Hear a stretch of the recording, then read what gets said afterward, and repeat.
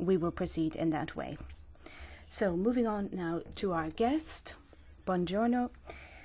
I'm very happy to have Mr. Carlo Calenda, the Vice-Minister for Economic Developments, also responsible for trade in Italy, here with us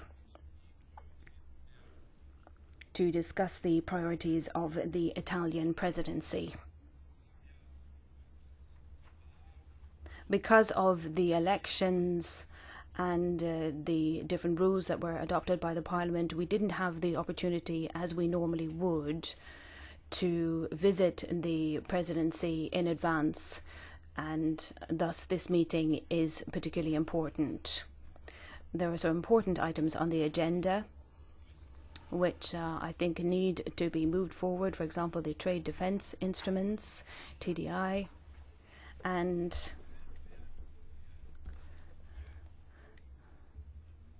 the status of the many trade agreement negotiations. TITA and CETA are just two examples of that. I'll give the floor straight away to the Vice Minister. We're very happy to have you here, Mr. Calenda. Grazie mille. Thank you very much. Thank you, Chairman. Committee members. It's an honour for me to have the opportunity to speak to this committee to outline the priorities chosen by the Italian presidency on the subject of trade policy. We're at the beginning of the term of office, and I think it's important to stimulate a debate on the strategic area within which we have to operate in the next few years. The choices of trade policy with which the European Union will have to deal will probably be the most important for quite a long time. We are facing the beginning of a new phase of globalization, and it's up to us in Europe to decide whether we want to be protagonists in this phase or to just be subject to the choices of other major protagonists on the worldwide level. There's no third possibility. The European Council last June drew up a new agenda for growth and employment, which calls for a strategic union at a time of change. The aim of this procedure is that all union policies should help to achieve the objectives of growth, employment and competitiveness of European companies. This is all the more true of the trade policy, which has to fit in to this particular period in the international economy and the new phase of globalization. I'd like to emphasize three aspects of the second phase, which I think that we need to bear in mind to draw up an effective strategy. First of all, the differences in costs of production between advanced countries and emerging countries, which are reducing considerably, reducing the likelihood of relocation. So in the West, we are seeing the phenomenon of reshoring, which I think is likely to accelerate in the next few years. This is an opportunity from which we can take advantage only if we're able to establish better conditions for companies in Europe. So production is moving back to the West, but we cannot take it for granted that it will move back to Europe. Secondly, in emerging countries, there are protectionist trends emerging, particularly in the area of non-tariff barriers. This phenomenon doesn't affect all the newly industrialized countries. From this point of view, we can distinguish a world which, far from being an equal playing field, is divided between neo-protectionist countries and countries which have accepted the rules of the free market. Free trade bilateral agreements are an obvious effect of this trend which we cannot ignore. Thirdly, the international demand for manufactured products, good quality products, is going up exponentially since the productive structures are accentuating their diversity thanks to trade and globalization. So there is room for our good quality manufactured products on the world market, and I think that the objective of 20% of GDP of manufactured products by 2020 is an ambitious but not unrealistic objective. Nonetheless, the trade policy which we implement will be crucial, taking account of our productive machinery, our employment, and the fact that much of it is made up of small and medium-sized enterprises which are fundamentally complementary to skills and innovation on our markets. At the centre of the trade policy for the next few years will be new bilateral trade agreements, and also the slower but still important achievement of plurilateral and multilateral agreements. The new trade system, I think, must be seen as a process at three levels, where bilateral agreements will be playing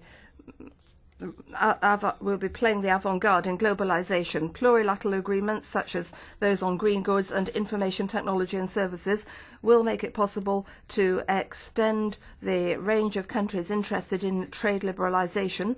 And finally, the Doha Development Agenda will keep all the other countries linked in to international economy, although this will be at a lesser level. So those three levels can work together in a positive way, as long as we avoid an ideological approach where the hope for an unlikely general multi-comprehensive agreement becomes the guideline for our trade policy.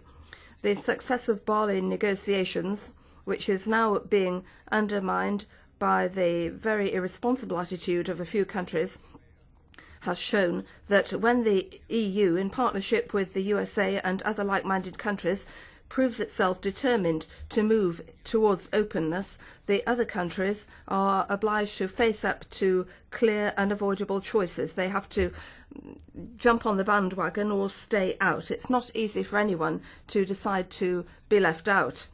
Allow me to make a point on these negotiations on the basis of the agreement with Canada. The conclusion of negotiations was a source of satisfaction for everyone, and now we just need to refine things. This is the most ambitious agreement ever concluded by the European Union, with positive results for all sectors, which goes far beyond just reducing excises. Public procurement markets have been opened up at federal and provincial level, and we've also reached a convincing compromise which enables us to agree on geographical indication, which is very important for the agro-food export sector. In general, this is an agreement which will be regarded as a benchmark for the work on the table for the months to come, that is, negotiations on the TTIP. It took almost 7 years to conclude CETA. We cannot allow ourselves to spend so long on negotiating on TTIP.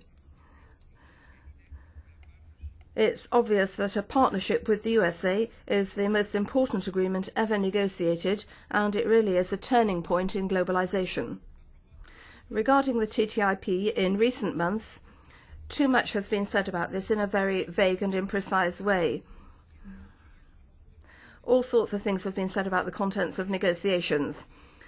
Myths and fantasy has been fed by secrecy, which is partly necessary for the negotiations. So while being aware of the formal needs to maintain confidentiality, together with the Commissioner for Trade, I have written a letter to all my colleagues in the Council to ask for declassification of the negotiating mandate. I'm convinced that we have to make a supplementary effort to achieve transparency and clarity so that we have practical discussions about what is really at stake. I hope that there will be an imminent publication, and so we'll be able to clarify which subjects have already been negotiated on and which others were excluded because of the will of the Member States. And then we will try to publish the reports, summary reports of course, on each negotiating round. A preliminary point must be made clear. The TTIP is an agreement from which small and medium-sized enterprises, above all, should benefit. Putting this forward as an agreement which benefits multinationals is completely misleading. The multinationals are already operating across borders. They're able to respond to demand wherever it exists. The elimination of non-tariff barriers and regulatory harmonisation will above all be of benefit to small and medium-sized enterprises, those which do not have the resources to overcome obstacles and bureaucracies of two different economies. At the same time, the different welfare systems on the two sides of the Atlantic will not be affected by this agreement. And necessarily questions related to food security and cultural differences will also be left out of this agreement. Obviously, the complex questions which are covered by the TTIP are many in number and have to be discussed in depth, and that is why the Commission has undertaken a commitment to do more, and the Member States will have to do the same. We need collective work and your necessary role as a link with the European population whom you represent. We have to concentrate on the real debate, on real questions, and not on false myths which arise from ideological prejudices or a certain anti-Americanism, which is, however, understandable. Obviously, there are different sensitivities in Europe and America on many different questions. For example, we must have the Commission's assessment as soon as possible on the result of public consultation on the ISDS mechanism to understand how the chapter on investment protection can be clarified in a way which will be convincing for all member states. And it is obvious in this respect that no power can be taken away from democratic institutions in this context. The things which divide us from the USA are not more important than the many things which unite us. The negotiation of the TTIP has not followed a satisfactory pace so far. Transparency alone will not be enough to convince the general public about the importance of TTIP unless we're able to show real progress with real effects on our economy. On the eve of the seventh round, a conclusion still appears very remote. We are now waiting for the results of the next negotiating round. We said that the TTIP should be concluded by the end of 2015. The Council of Ministers of Trade in October will discuss the results of the political stock-taking, which should be taking place at the beginning of autumn. Moreover, I've sent out a letter of invitation to participate in a public session before the informal council in which the American negotiator will also participate. Our opinion is that the deadline of 2015 may seem unrealistic, but nonetheless we will have the negotiating strategy in depth so that the persisting differences on the important but non-crucial capitals are not allowed to block progress on the chapters on which an agreement seems close. Also, we want to try to think about the American political calendar, the midterm elections, and also the second half of 2015. We don't have a big window of opportunity. And for that reason, the Italian government thinks that if after the midterm elections the rate of negotiations doesn't change, then we'll have to ask about the possibility of concluding an interim agreement by the end of 2015 on the most important and least controversial chapters in negotiations, so that we can continue negotiations on the other material after that. As the presidency, we'll be in favour of a careful discussion in Council, and we'll listen to what the Parliament has to say. Allow me now to go over some other negotiations underway, beginning with the other OCSCE countries, Japan. There has been a significant opening in the Japanese trade and investment markets, which will produce obvious advantages for the European economy. So we have to stand firm in promoting the offensive and defensive interests of the Union in overcoming EU excises and reducing the Japanese non-tariff barriers as provided for in the negotiating mandate. The internal review which we held in June in the rendezvous clause showed that we want to continue negotiations, but nonetheless much remains to be done. As I was saying, in the second phase of globalization, we are facing up to the need to create a huge free trade area which could arise from a series of agreements we're discussing, and that's a very important fact. The TTIP, but also Trans-Pacific Partnership, which will link to the USA a series of countries with which Europe is also negotiating on a bilateral basis. This area, which could cover a share of worldwide GDP of above 60%, is an extraordinary opportunity for the countries involved and an irresistible temptation to those which run the risk of observing protectionism. The discussions between Europe and some ASEAN countries are essential as regards negotiations with Singapore, our main trade partner. And we've had positive information from the Commission about the work being done on the investment chapter, and we hope that there will soon be a conclusion on this. What remains on the table is one subject that still hasn't been solved, which is the treatment and the protection for investment in land for industrial purposes, and we are waiting for the outcome of internal consultations in the Singapore government. We're still monitoring progress on negotiations with other Asian countries, in particular Vietnam. As far as Thailand is concerned, the outcome of the negotiations remains linked to the political situation there. The year that has just finished was characterized by a series of arguments with China, on which fortunately we've now struck a compromise. Europe didn't come out at all well in some cases, for example photovoltaic panels, because our internal divisions overall amounted to a weakening of the Union in its relationship with some of our strongest and also most difficult trading partners. I think we have to change gear here. We need a long-term strategy aiming at speeding up negotiations on investments with a view to striking an agreement that gives our people a level playing field on the Chinese market. We know that in many areas the Chinese economy is structurally one that overproduces. The risk is that in these areas we will once again see distortion in trade. We think it would be a good idea to deal with these risks upstream without waiting for them to turn into trade disputes. Regular problem-solving sessions together aiming to identify potential areas of friction and resolve them upstream would be a good idea, and we'll be proposing that at the next Council. Still on China, the Italian presidency will be aiming to stimulate a possible conclusion of the sectoral negotiation on protection of geographical indications, which is important to show that we are active in defending and preventing imitation and counterfeiting of typical European products. Another negotiation that unfortunately has been held up for some time, but which has great potential for our economies, is the free trade agreement with the Gulf Cooperation Council countries. Our presidency is trying to send signals to these countries with a view to a positive outcome of the agreement on the only point that still is subject to disagreement, which is export duties.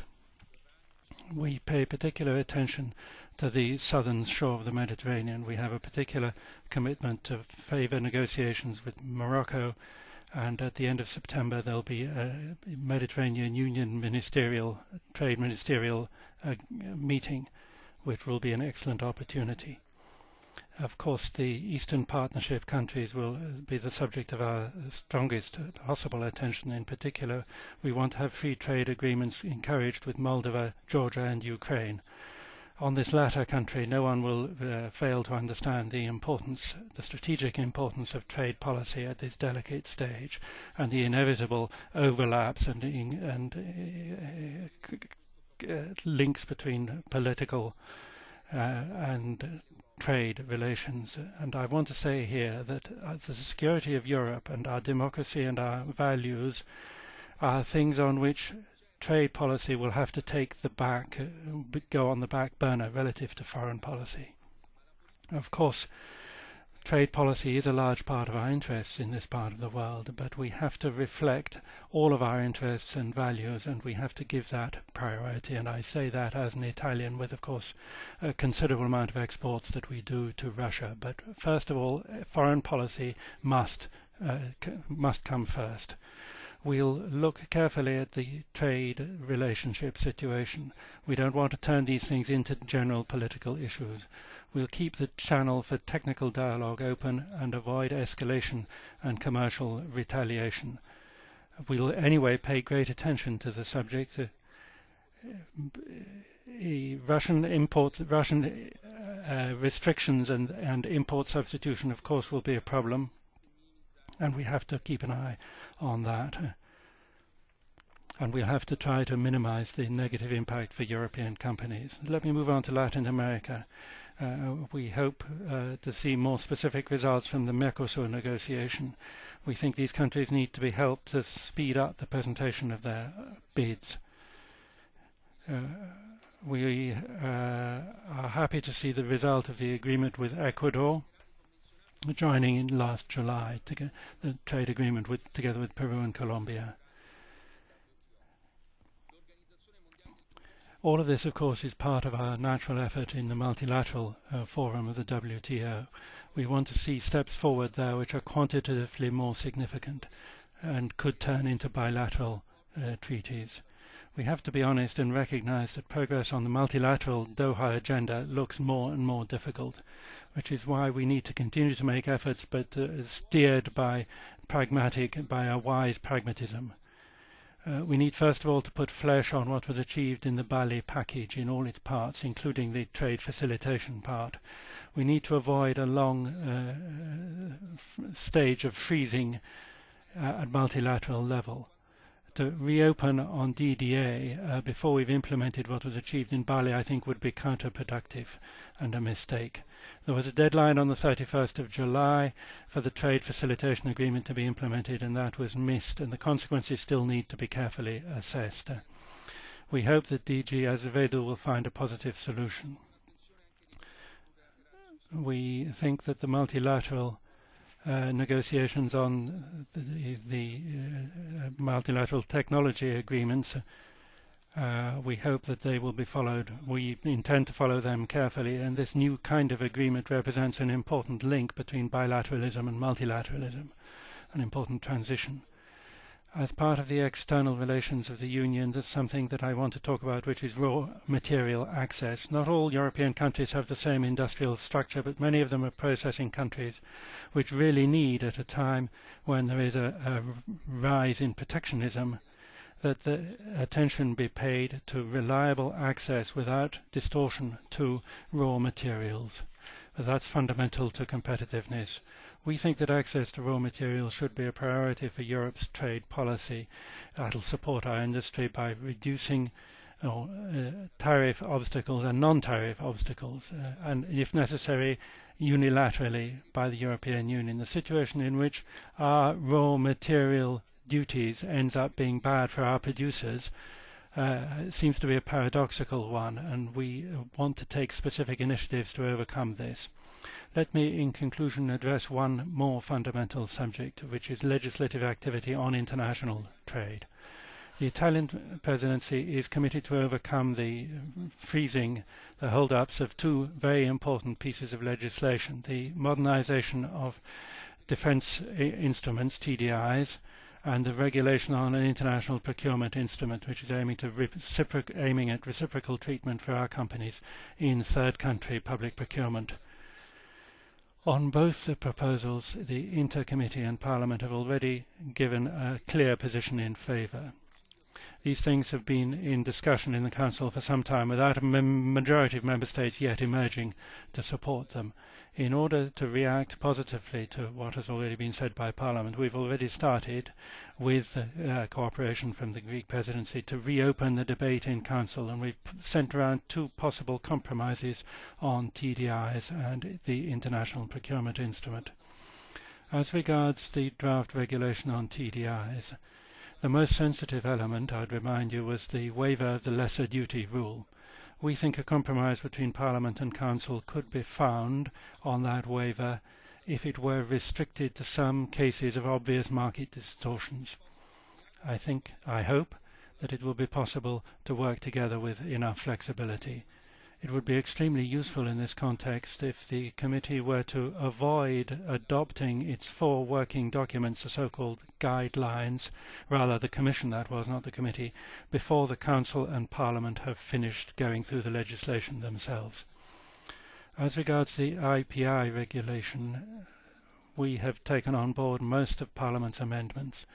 We know that doubts remain in some Member States, and we hope that they can be overcome soon by a common text which will strengthen the European Union's negotiating position when the Commission is negotiating market access to public procurement in third countries. We as a presidency are working with every commitment so that these 2 dossiers can reach the degree of maturity necessary for them to come to a positive conclusion. But at any event, we think it's important to move beyond the present impasse so that the Council can express a view on the two dossiers in the next few months. Lastly, we hope to conclude on two further matters. First is the update of the regulation banning trade in goods usable for the death penalty, for torture, for other inhuman, cruel or degrading forms of treatment or punishment. This is a human rights violation which we can contribute to prevent. Secondly, we're talking about the import of minerals coming from conflict zones. In other words, minerals which can be sold to increase the war-making capacity of parties to a conflict. The regulation is aiming to achieve responsible supply without any discrimination between PMIs. Thank you, ladies and gentlemen, for your attention. I hope we'll be able to work constructively with you in a frank and specific dialogue. And for that purpose, among others, I shall be asking the Council to move as soon as possible to set up this debate on the future trade policy so that we can encourage the new Commission to put forward a programmatic document with priorities for its mandate. Giving the European Union powers over trade policy is a major achievement in the construction of Europe, but that doesn't mean, and it cannot mean, that the matter is taken out of the public debate and taken out of discussion with the institutions that are directly elected by citizens. Thank you. Ja, ganz herzlichen Dank, Herr Minister. Thank you very much, Minister. I think that you have set out very clearly the priorities of the Italian presidency, and I think there's a very close overlap on four specific points with the positions of the European Parliament. Let's have the first round of contributions from the political groups, and we'll take it in order of size. And we'll give the Minister an opportunity to react after the first round of questions. Now, I want to say at this point, because later on we'll have people making their input, but I'd like to ask colleagues to be as disciplined as possible and to take maximum 2 minutes for their contributions. From the EPP, Daniel Caspari. Minister, thank you very much for being here this morning. On behalf of my group, all I can do is endorse all of the points that you made. In your speech, you made it clear that we have a very comprehensive agenda in the trade area, and I'd like, on behalf of my group, to wish you every success with this programme. There are a few concerns, however, that I would like to raise. First of all, in the European Council, it seems that there is an inability to implement a legislation within reasonable time periods. I think you'll remember in the last parliamentary term we had legislation which dealt with the financial consequences of investment protection, and it took an extremely long time before we got a half acceptable compromise from the Council. Now the situation is that the reform of the IPI and the trade defence instrument are being left and rather neglected in Council. You addressed this, but my impression is that a lot of member states are not really interested in really making progress with committed legislation.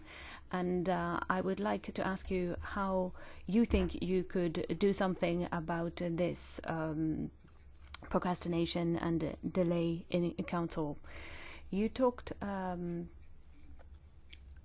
about a lot of bilateral agreements. The Council has always emphasized the fact that these are joint competences between the Council and the Member States, and that means that they have to be ratified in all of the Member States of the European Union. And for the Colombia-Peru agreement, the ratification process has been going on for 2 years already, and according to my information, not even half of the parliaments have ratified it or approved it yet. So I would be very grateful if you could start an initiative in Council which would ensure that the European Council would really abide by EU law. Trade agreements are trade agreements, and I think we need to see an end to this rather questionable practice of joint competence agreements. Then at the end, you talked about the Singapore-Canada-Ecuador agreement, which we're going to adopt shortly. Can you give us some sort of timetable for the ratification process? Because there was a problem consistently with the translations from the translation service in the Council. Is there any way that we could accelerate this procedure? Because it's a shame if we complete agreements which are important for our citizens and very important for our businesses, and it takes 2 years before they can enter into force because of problems with translation. Thank you very much. David Martin for the S&D. Thank you, Chairman, and thank you to the President in Office for a very comprehensive rundown of the trade issues. And again, as the Chairman says, we agree with you on many of the topics. I particularly welcome the comments you made about transparency in relation to TTIP, and if you can deliver what you aspire to, that would be very helpful in terms of the public debate. I have 4 brief questions. Firstly, on Bali, you're right to say that this was a major breakthrough that is now threatened by the current impasse.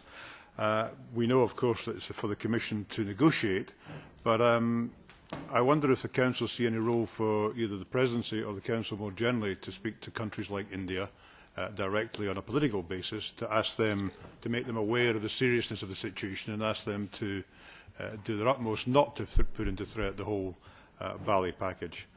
Secondly, in relation to CETA, I again agree with your assessment that this is a major breakthrough in terms of a trade deal. But, as you know, not only this Parliament but the wider public have serious questions about including investor-state dispute in CETA.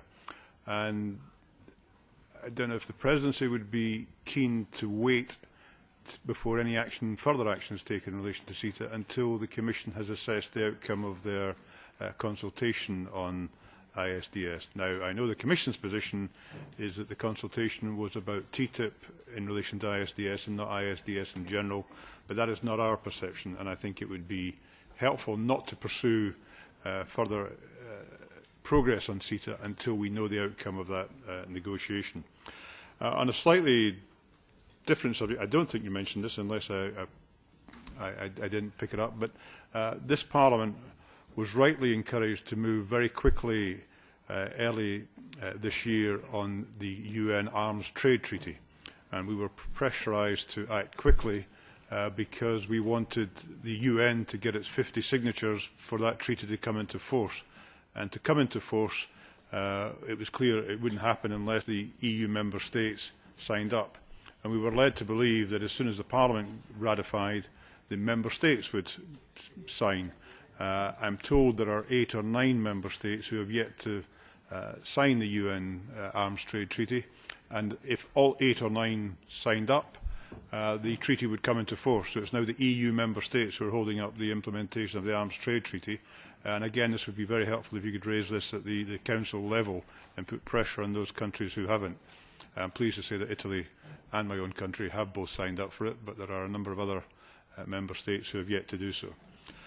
Finally, in terms of investor-state dispute, we're on exactly the same page. This committee had a discussion yesterday on guidelines, and we unanimously, interestingly, agreed it was wrong for the Commission to have issued to threaten to issue guidelines in advance of the legislation being passed. I wonder if there is scope for you, as the President Office of the Council, and Bernd, as the chair of this committee, to jointly write to the Commission stressing that the two political institutions, have real concerns about the guidelines being published at this stage. Thank you. Thanks a lot. ECR. Oh, picture. Thank you, Mr. President, and also I would like to thank Mr. Deputy Minister for this very fair and open-minded presentation. I have just 3 very short points. The first one, taking into account that you have put a lot of emphasis on support of SMEs, and I would like to thank you for that. Do you have any more concrete plans how to, for instance, make easier for European SMEs to exceed some foreign markets? Because the last Parliament, for instance, adopted a report that should make easier, or should allow easier access of SMEs towards certain financial instruments that would strengthen their export capacities overseas. So if you have any more concrete plans, please say just a few words about that.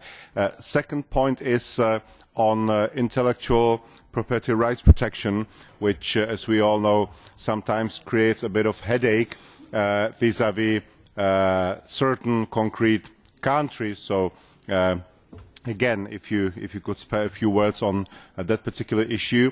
And thirdly, on one concrete thing, which is progress in FTA negotiation with Vietnam.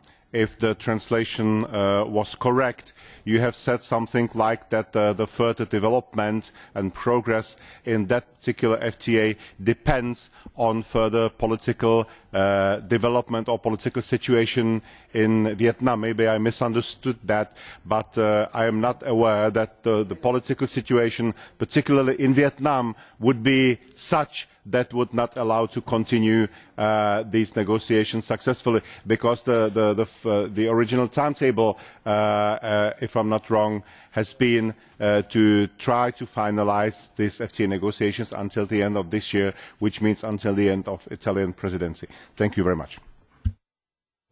Herzlichen Dank. Thank you. Mrs. Schaka. Thank you, President. Thank you, Mr. Calenda.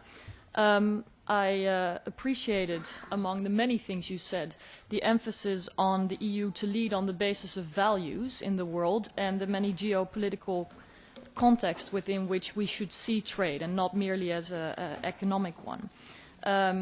And I believe that the EU must show more leadership and ambition and an appreciation of the common interest, and this is especially relevant in the Council, where sometimes the perceived national interest can be at a conflict with the common interest, while many of our biggest challenges are best and effectively addressed together. And so I hope that the new High Representative, which you probably know better than many of us, will also ensure that there will be more coherence in foreign policy, including trade, because oftentimes these seem to be two different worlds. So perhaps that could be something to focus on more broadly.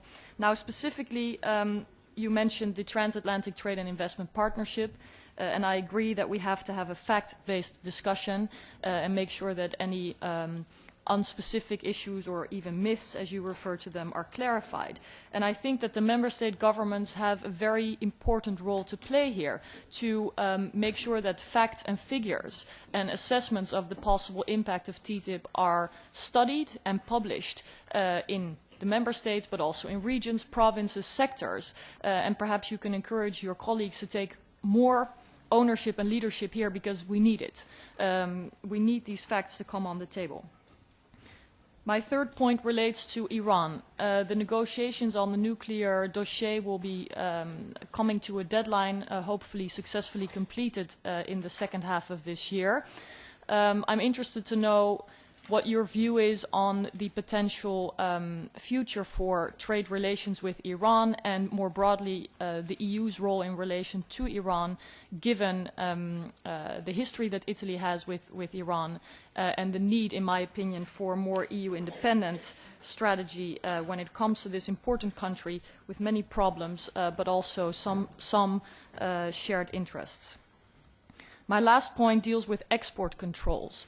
It is a dossier that has been stagnated for too long, even though there are many and increasingly important examples that we see also coming from Italy, where we see that companies like Hacking Team or Aria SPA are exporting the technologies that are being used by dictators like Bashar al-Assad to repress his people, but also to undermine the EU's strategic interests. And so we have to be realistic about the speed with which technologies develop and the measures we have to take to address both the human rights concerns and the strategic interests. And I think the Council should do more to also adopt EU policies reflecting, for example, the Wassenaar arrangement, which you've also made updates to. And I would hope to see your active push in the Council to move forward with regard to export controls. Thank you. Thanks a lot. The Greens, Mr. Jadot is not there. Oh, there.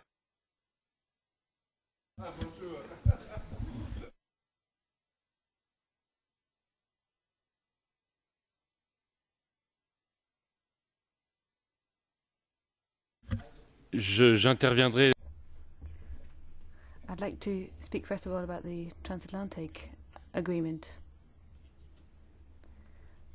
I am one of the critics of these negotiations. You summed it up, the ideas, by saying that I was somebody who was putting around false ideas, and I would be somebody that is extremely anti-American and that has ideological prejudices. Well, I think if we want to have a serious debate about the advantages and disadvantages of this potential treaty, I think it's important that we should have a rational and proper debate and properly informed debate on this subject, because those who are propagating false ideas and a very biased view of that's what I heard in the interpretation. Well, I heard Mr. Juncker, President of the European Commission himself, being extremely critical of the ISDS mechanism. I've heard many members of this Parliament also expressing doubts and reservations and criticizing the approach, particularly to the investment aspect of this. And as I'm sure you will have noticed during the European elections, I heard many members of the general public expressing doubts about this as well. So I think it is important that we are in a position to have a proper debate about this. You're talking about wrong-headed ideas about this. Well, I heard the European Commission telling us for a couple of years that the transatlantic treaty, if it was adopted, was going to be of benefit every family in Europe to the tune of 340 euros within a certain number of years. And then I heard the Trade Commissioner, Mr. de Gucht, saying that didn't make any sense at all. So the communication that the PR that the Commission was using to sell this treaty didn't make sense when you did the calculations. We were told it was going to create a huge amount of employment. But when the European Parliament looked at the evaluation that had been done by the Commission of the benefits of the transatlantic treaty, it showed quite clearly that no evaluation had been made of the impact on employment. So I think it's true. It's important that we get rid of this confusion and get rid of these incorrect ideas about it, and that we have a proper discussion.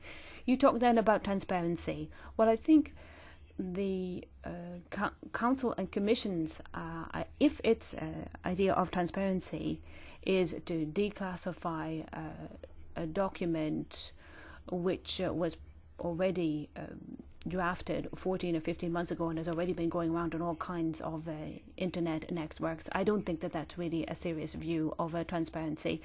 I think we need to talk about quite different things, and the document specifically. And I'd like to ask you, Minister, what negotiating documents do you have access to in your office in Rome? Do you have access to the negotiating documents as they emerge from the different rounds of negotiations? My final point then is that we need a broad debate on this, and I agree with that. And when I'm invited to this seminar that you're organizing on the transatlantic agreement. I'm winding up now. I think it is very important that we have a discussion on this. If I look at the list of guests, we see that only big industry or employers associations are represented. The trade unions are not represented.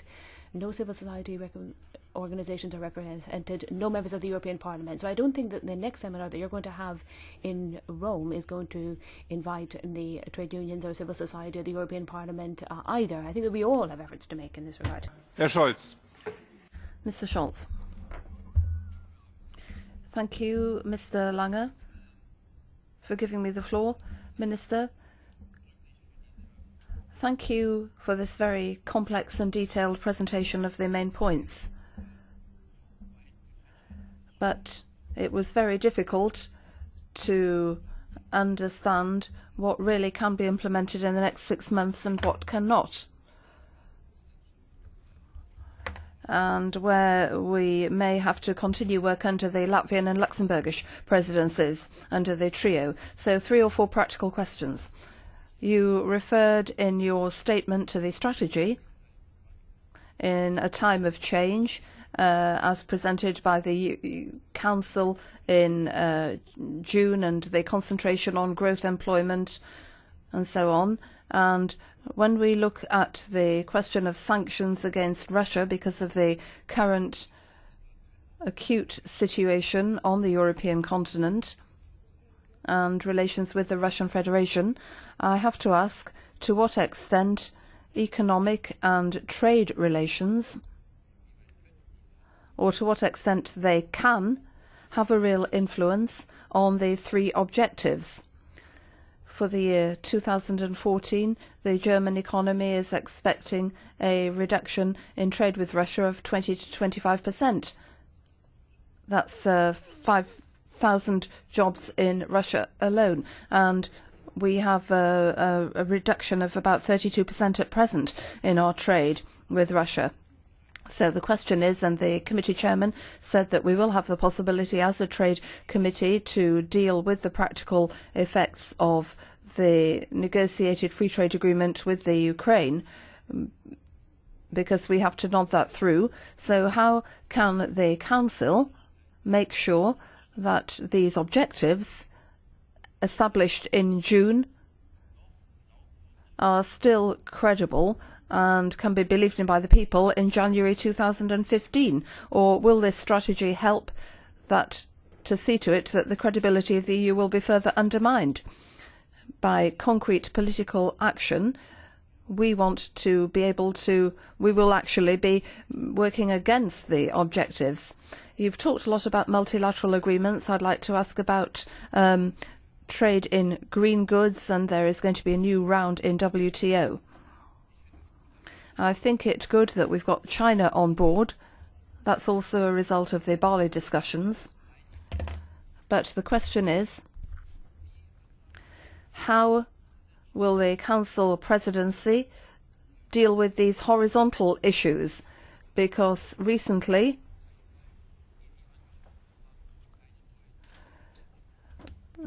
they've not managed to deal with any new non-tariff trade barriers. I think environmental areas and so on are prerequisites for fair international trade. And thirdly, on the raw materials strategy, which you mentioned, what are you thinking of practically on that? And in conclusion to the first round, EFDD. Herr Dartmouth is nicht da. Mr. Dartmouth isn't here. Dartmouth isn't here. Mrs. Begini. Good morning. Thank you, Chairman. Vice Minister, I'd like to thank you for your eloquence, which is very trendy. I'd like to ask you a couple of things. You say that the reduction of non-tariff barriers will help our small and medium-sized enterprises rather than being of a disadvantage to them, and I'd like to know what you're referring to specifically, because as far as I'm concerned, in my experience, many of small and medium-sized enterprises have already had to move to foreign markets just to survive. So I wonder what other areas you're thinking about. You also said that multinationals will not benefit more than the small and medium-sized enterprises. If that is the case, I'd like to understand exactly why we have this clause in. What's the point of it? And I'd like to understand about this question of liberalisation, which everybody seems to want, on the basis of past experience. What have we learned? Because we don't have all the results under our eyes. Many agreements are things that we wanted to achieve, but what did they actually bring us? Do we have the results of that? They're not always positive results, as far as I can tell. I'm thinking about the USA and NAFTA. What sort of things have they created? And our markets are being invaded, and what are our companies, what are you suggesting to help our companies, particularly taking account of the great disparities? How can our companies really be competitive? And I'd like a practical response, not just all these words, although they were very eloquent, as I said.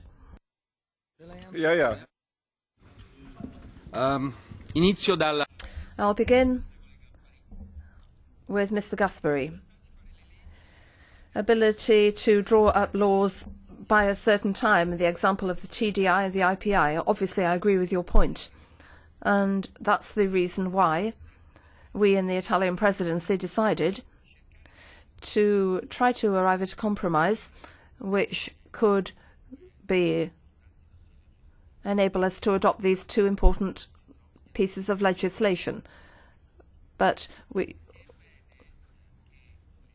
we think that this is more of a linear, clear decision-making process in Council, so that if we can arrive at an agreement and have a deadline to arrive at the agreement, if the agreement isn't found or reached, then we start again.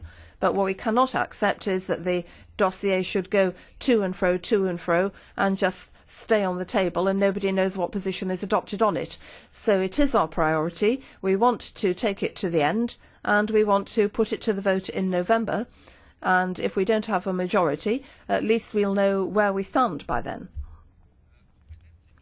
As for mixed competences, this is another question which we often have to deal with in Council. And I think that we need to be very balanced, because these agreements are growing in size and purpose, and so they have a much more significant impact on individual countries. So it's true that there are different speeds of implementation, but at the same time we need to keep a close eye on the impact which these agreements may have on individual countries and discuss them together in the Council.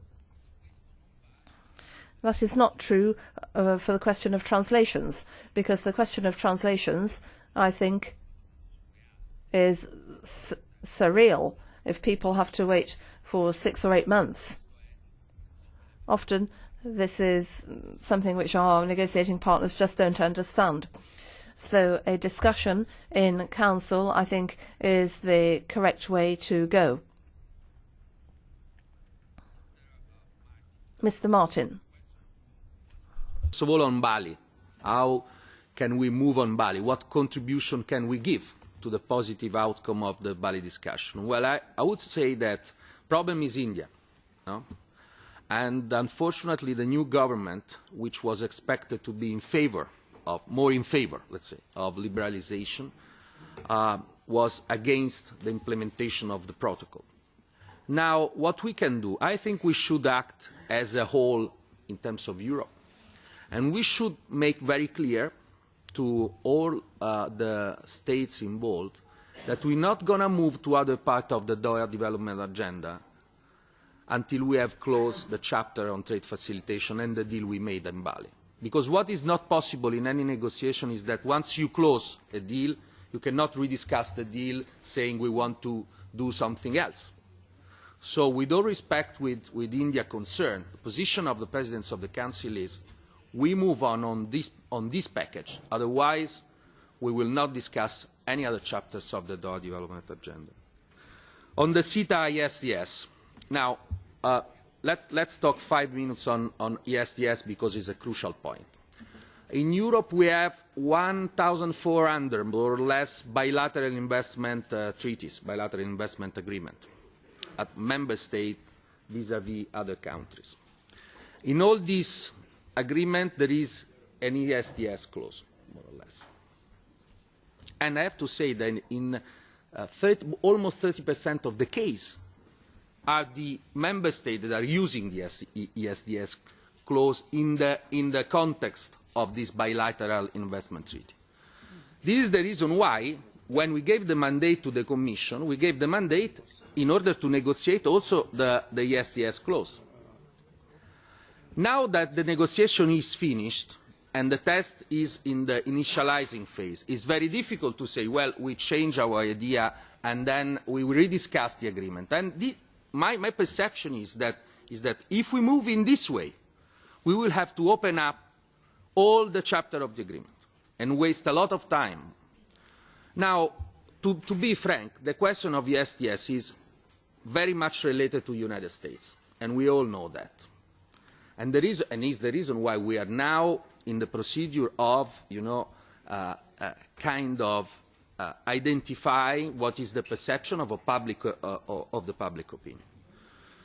So our attitude is, okay, CETA is concluded.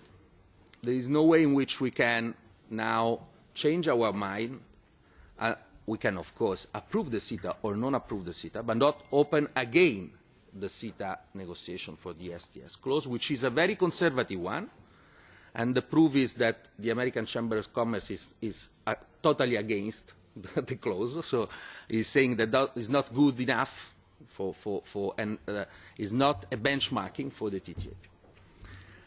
On the other hand, on all the ESTS question, TTIP and beyond, I think we need to take a position working together, Parliament and Council, for all the other agreements. But again, trade policy is about negotiation. And one of the key principles of the negotiation is once you close, you close. Then, of course, you can change your way of negotiating, but this has to look forward, cannot be used as a precedent in the other negotiation. On TDIs, I think it's completely wrong that the Commission is issuing guidelines. I mean, we have a legislative process. We are speeding up the legislative process. We're going to try to find a compromise. So yesterday I met with the Commission. I made clear that our opinion is that he has to wait until we have concluded the procedure. I don't see why there is this, very strong aptitude towards moving ahead without having the legislative process with the guidelines. So we fully share. On the UN 50 signatures, to be honest, I don't know the issue, so let me understand a little bit better, and then I'll come back to you. On SMEs, what we can do on SMEs. Let me first think that the reference to the political situation was about Thailand, not Vietnam. Okay. There, the political situation can make a difference. In Vietnam, the question is related. We have some still open issues like the procurement, the access to procurement, textile, where, we have to be extremely careful, textile and cloth, of course. And some other issues. So it's mature, but it's not yet finished. On Thailand, which is a very important country in terms also of economic environment, the political situation makes it very difficult to see whether we or not be able to close in a short period of time.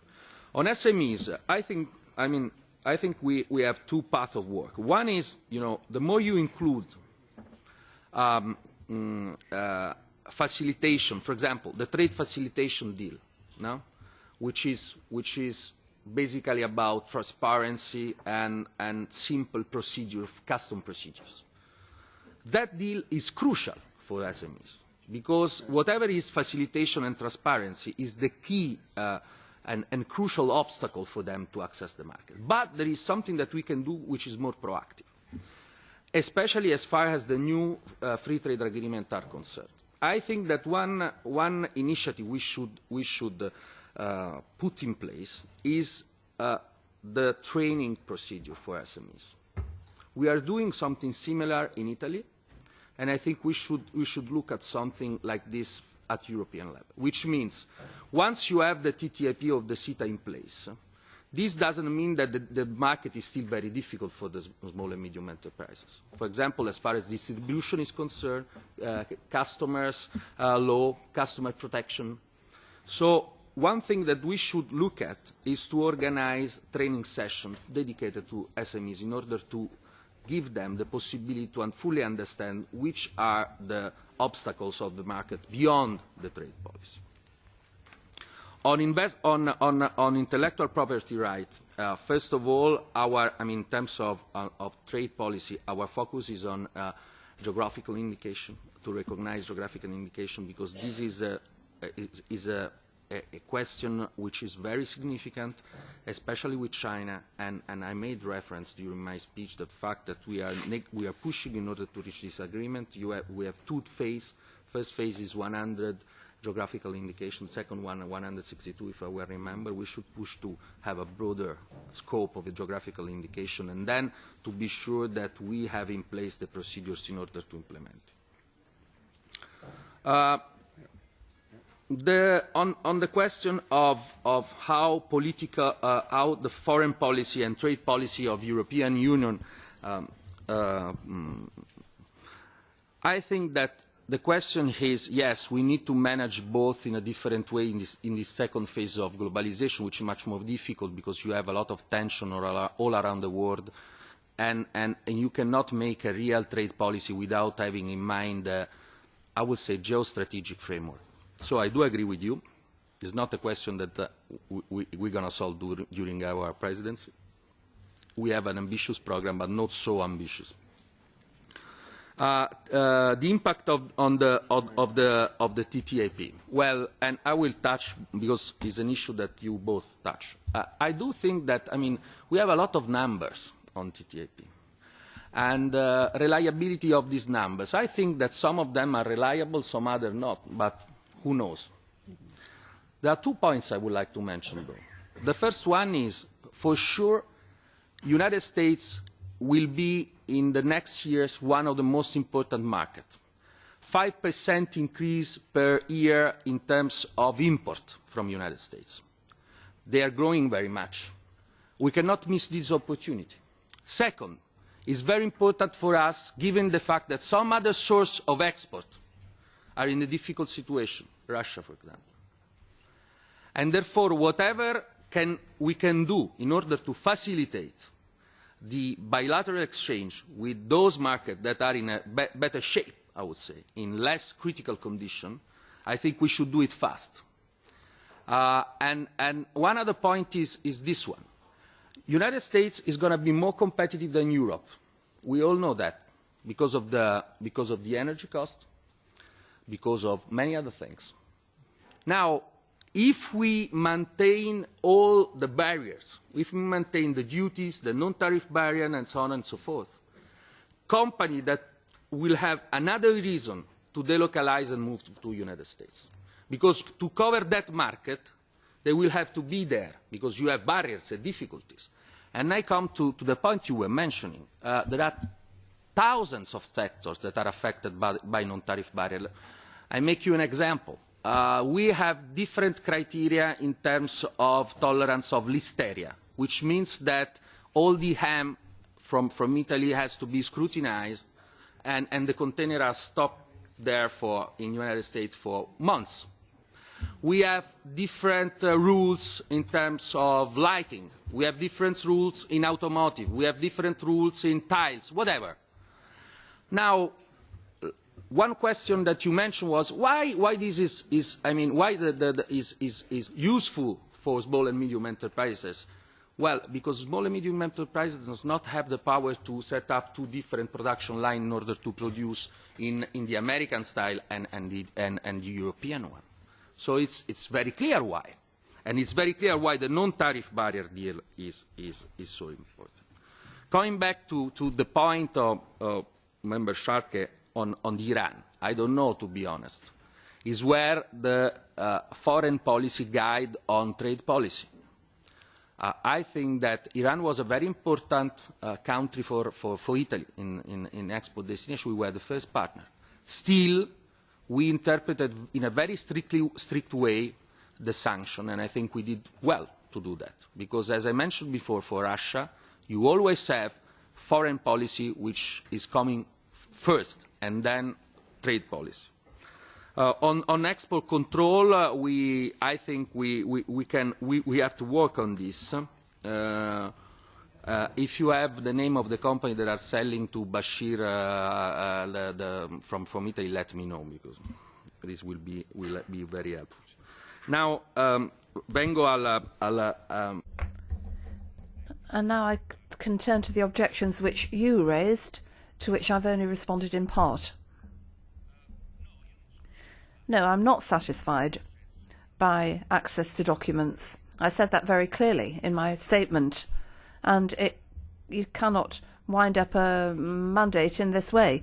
But there is a difference between having a mandate on internet, because somebody has put it on internet, and having the mandate published officially. Do you know what the difference is? The difference is that all the activities, all the debates in the countries can be based on what is officially written on the mandate, and not just on the basis of some site on the internet. you'll then see what's in the negotiation and what isn't in the negotiation, because there's a great deal of confusion about that. And I'm not accusing people for saying that TTIP is dangerous or anti-American, but it can be dangerous if it's concluded in the wrong way, or if it is dealt with in a light-hearted, careless way. I'm just saying that there has been criticism. I'm responding to that. For example, if we're talking about hormones in beef, then obviously that's not going to be in the negotiations. That's been made quite clear by the Commission. We're all sure about that. The same is true of culture. The same is true of health and pension systems. I've often heard people say that they'll be completely overturned and disrupted, but in fact the truth is that they're not included, and that's what's in the mandate. And then on the ISDS, we have to ask about the truth. We need to understand what the implicit risks are, and there are many others as well, which can be points that we need to check up on, points of reference. As I said in my speech, what we're trying to do is to bring to the capitals reports which won't be entirely detailed, because otherwise we would be putting our negotiating strategy into the hands of our interlocutors, and that would be very complicated. But of course we do need to think about this. So I agree, I would never accuse anyone of anti-Americanism. It's very delicate, we've got to be careful about that, but we need to understand what really is being discussed and what isn't being discussed. 2 points which Mr. Scholz made. One point about how we can achieve the objectives with the trade policy. Well, we can achieve them in the way I said earlier. We have carried out an operation, or Europe, well, the West, has carried out a very complicated operation in recent years, because it made it possible by bringing in goods from countries developing. It permitted a local industry to develop in those countries, and they've become productive economies. The productive economies have caused job losses in our countries as well, and now they have become consumer economies. They're becoming consumer economies. There are different estimates, but I think that we can regard as fairly reliable of the figure of 800 million new consumers in the next 10 years. So this is a dividend on our investment. We wanted the production economy to develop. We have suffered a harsh impact of that, but now we have to have access to those markets so we can sell them our products. So it would be rather strange. At a time when we have a dividend, we can reap the fruit. It would be wrong for us then to stand back. Our trade policy should be much more assertive, so that we can say to the countries which are not yet opening up, look, if you've developed, it's thanks to the fact that we gave you access to our markets, and now you need to give us access to your markets, give access to our products on your markets. And since many countries are still not doing it in the way they should be doing it, that is, having the most bilateral agreements as possible with the countries which want to do that. As I said earlier, between the TTIP, the Trans-Pacific Partnership, the TTAP, and the other agreements that we are concluding with the ASEAN countries, I'm talking about 60% of worldwide GDP, which could be the frontier of the second phase of globalization. And it'll be very difficult for the countries which are not in to oppose this. They will want to come in. That's true of green goods and TISA as well, as you know, where China wants to come back in. Now, this mechanism, this three-level system, requires great assertiveness on the part of the countries. Well, I'm thinking about the United States and Europe, to continue this process on a bilateral basis, and then the rest will follow. And then non-tariff barriers, multinationals, liberalisation, disparity. I tried to respond on that. I think that obviously there have been disparities. We allowed those to a certain extent because our economies became substitution economies. We had lower growth rates. But now there is a fruit to be reaped. There is a dividend because they've become consumer economies. What benefit have we derived? The European exporter has doubled. in the last 10 years. In many countries, export is the only thing which is growing because we are in a more demographically complex economy. We're in a substitution economy. So that horizon, that barrier, is the barrier of growth. And without that, we cannot have this growth potential. Ganz herzlichen Dank, Herr Minister. Yes, thank you very much, Minister. Now, colleagues, we have gone beyond the time allowed for this item, and unfortunately, I have to conclude the discussion and will not be able to give the floor to the 8 other speakers on the list.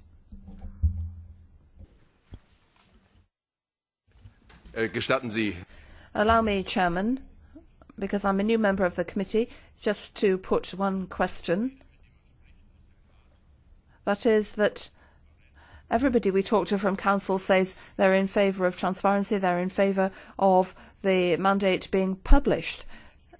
And then we're told, well, we've got to have unanimity, but I've experienced with other speakers that they hide behind unanimity, even though we can vote with a qualified majority. So it would be nice if colleagues in this committee could write to their governments at home and ask whether they're in favour of publication, yes or no, or whether the Council presidency, perhaps at a later meeting, can tell us which governments are refusing or blocking publication of the negotiating mandate, because apparently some governments or the administration have no idea what they're up to. I'd just like to suggest this: either the Council presidency can tell us who's against, or we should contact our own governments and ask what the official position really is. I mean, we just can't go on like this. Let's put it this way. Scusate, la ragione per... Sorry, the reason why we asked in a written letter for the publication of the mandate is exactly the one to which you referred. Official replies will be given to the written letter because the subject is so politically sensitive that what is not acceptable is that positions emerge behind closed doors. And I agree with that entirely. And that's the reason why I wrote this letter to my colleagues. And as for saying to you who, well, I think it's rather a coercive approach. But what I suggest, and I think it's a good suggestion, is to write to the different governments to ask for clarification about their positions. I hope I'll have a response to my letter. Thank you. Gut, damit schließe ich die... Okay, thank you. I'll conclude that debate with the Minister. I'd like to thank you very warmly, Minister. I think that you responded to many central issues and covered them all. And I think that we are very close on many of these subjects, and I hope that we'll be able to work together fruitfully in the months to come, and then I hope by the end of the year we can adopt the TDI, and many of the other questions we've discussed will have been clarified. So thank you and good luck. Thank you very much. See you soon. Yeah.